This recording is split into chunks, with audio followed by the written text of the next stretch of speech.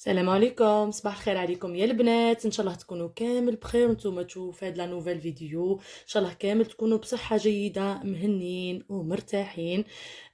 كما راكم تشوفوا اليوم رايحين نبداو حلويات العيد. رايحين نروحوا بعيد يعني على البريستيج. رايحين نخيروا حلوه تكون بنينه وتكون اقتصادية يعني، وتقطع لنا كمية كبيرة خاصة بالنسبة للعائلات. مع هاد الغلاء ديما نحاولوا نتكيفوا مع الأوضاع ونحضروا حلوة نفرحوا بها وليداتنا. نتمنى كل وحدة تشوف في هاد لا فيديو تبارطاجيها مع حبابتها إذا عجبتها. بلا ما تنساو ديما تفعلوا زر الجرس هكا باش يوصلكم كل جديد. المكونات تاعنا بسيطة للحلوى هذه. عندنا قرصة ملح كما راكم تشوفوا، عندنا علبة من الياغورت بأي ذوق، سواء ذوق الليمون ولا ذوق الفانيلا. عندنا بيضة تكون بدرجة حرارة الغرفة. عندنا 100 غرام نتاع الجبن انا استعملت هداك نتاع البيدون عادي. اللي ما تعرفش تكيل 100 غرام بريسك هي 3 مغارف نتاع الماكله، 3 مغارف يعني كبار معمرين مليح. وعندنا 125 غرام نتاع الزبده تاني لازم تكون بدرجه حراره الغرفه. وعندنا 3 مغارف نتاع السكر كلاصي يكونوا بومبي يعني معمرين مليح. بلا ما ننساو يعني الفانيلا. الفانيلا انا لهنا رايحه نستعمل هذه السائله. جاتني بزاف، عطاتني جو قاطع بزاف وجات بزاف بنينه، خاصه اذا استعملت الياغورت بذوق الفانيلا. عندي رايحه نزيد لهاد المكونات كامل 2 مغارف نتاع انواع كوكو يكون من النوعيه الجيده، ولازم يكون من هذاك اللي الحبه تاعو تكون شويه خشينه. شوفوا لهنا في المكونات راني نسيت نص كاس نتاع الزيت رايح يخليها تجي هشيشه، ورايح يعني يخلي القوام تاعها يجي بزاف الطري.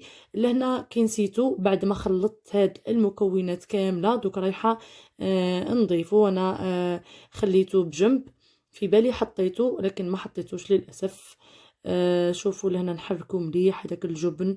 واللي عندها الباتر تحاول تستعمل الباتر ولا الخلاط الكهربائي، لكن لهنا الخلاط الكهربائي ننصحكم نصيحة يعني ما تستعملوهش في أعلى درجة، استعملوه في الدرجة الأولى يعني رقم 1 هكا. بيسك الخليط تاعكم فيه الزبدة وفيه الجبن، كي تستعملوا الخلاط تاعكم بدرجة قوية رايح يطلع هذاك الخليط، ومن بعد كي توليو تحطوله في الفرينة لهنا رايح يهبط. يعني ننصحكم كنصيحة لازمكم يعني اللي قاعدة يعني مش حاجة يعني حتستاهل جهد يعني بزاف، حاولي تخلطي ولا تمزجي المكونات نتاعك يعني غير بيدك. لهنا شوفوني راني زدت نص كاس تاع الزيت. حاولت نخدمه غير مع المكونات الاولين مع البيض ومع الياغورت والفرماج ومع الزبده والفانيلا والقرصه نتاع الملح. ومن بعد زدت الكاس نتاع الفرينه ونحاولوا نخلطوا مليح الخليط تاعنا باه ما يبقاو لناش هذوك الحبيبات على قد ما يبقاو على قد من بعد في التشكيل تاعنا مش رايحه تجينا مليحه.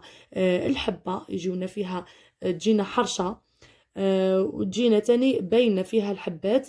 مالا من المستحسن تحكوا مليح الخليط تاعكم كيما راني ندير وكيما راكم تشوفوا فيا ندير.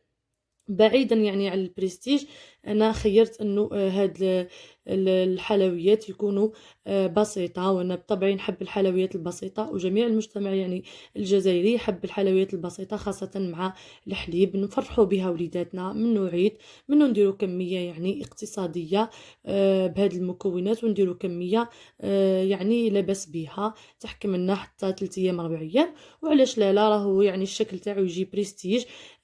نحطوه في صينيه مع لي كيسات مع سنيوه هكا يعني تكون دوغي رايح يجي بزاف بنين. لهنا كملت وزدت العجينه، زدت ضفت لها وحده خميره نتاع الحلويات، خميره نواره. ولميت العجينه ما تكونش طريه بزاف، رايحه من بعد ما تشكل لكمش مليح رايحه تحل لكم، وما تكونش يابسه تتشقق لكم، يعني تكون يعني كيما العجينه تاع الصابلي ما جاريه ما يابسه. لهنا شوفوا في التشكيل نديرو حرابش.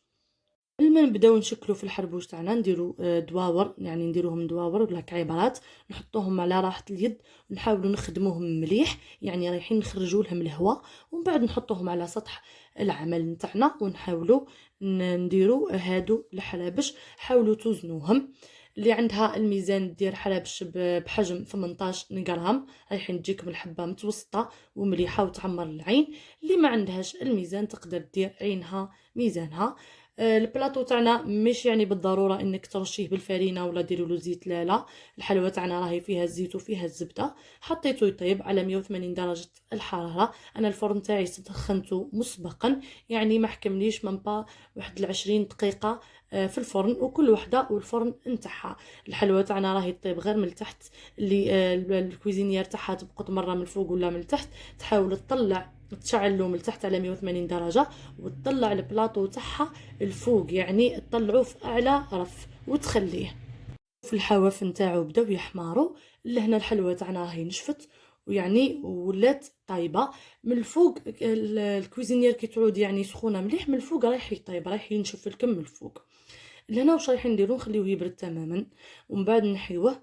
واش حكمت؟ ذوبت شوكولا بيضه، زدت لها 3 مغارف زيت باه نتحصل على هذاك القوام شويه طالق روحو، وميم طون تجينا تبريي، يعني نتحصلوا على هذيك اللمعه اللي تخلي الحلوى تاعنا تجي باهيه وتحلى في العين. عندي كاوكاو لهنا حمصته ورحيته بقشورو رايحه نزين به. لهنا الشكل تقدري ديريه يعني بشكل دائري، تحبي مام تطبعيه تقدري تطبعيه، كل وحده راهي حره في الشكل اللي تحب تشكلو. تحبي ديريه حرابش كبار وتطبعيه مقروضات، تحبي ديريه مستطيلات، كل وحده والذوق نتاعها. هنا بعد ما زينتو خلصت، شوفوا الحلوى تاعنا كيفاش تجي بزاف بنينه. شوفوا ما من الداخل تجي فارغه وتجي بزاف هايله، وتجي كيما راكم تشوفوا. شوفوا زي ما جات فارغه. والبنه ما نحكي لكمش، راكم تعرفوا الحلوى نتاع الجبن يعني تاع الفرماج تجي بزاف بنينه وبزاف هشيشه. يعني هاد الحلوى يعني قديمه، حبيت نعطي لها لمسه، يعني زدت لها الشوكولا وما نحكي لكمش على الذوق تاعها. بنينه يعني قراض يعني بنينه، جربوها. الوصفه رايحه تعجبكم وما رايحينش تندموا عليها. لهنا في الاخير ما بقى لي غير نقول لكم اذا عجبتكم الوصفه ما تنساوش ديروا لي لايك، وما تنساوش تبارطاجيوها مع صحاباتكم ومع احباباتكم. وكل وحده دخلت جديده للقناه نتاعي وشافت الوصفه لاول مره، نقول لك ما تنساش تفعلي زر الجرس هكا باش توصلك كل وصفات جديده. وفي الاخير ما بقى لي غير نقول لكم ابقوا على خير وتهلاو في روحكم، ونتلاقاو في فيديو آخر بإذن الله مع وصفات جديدة، وصفات بسيطة واقتصادية. السلام عليكم.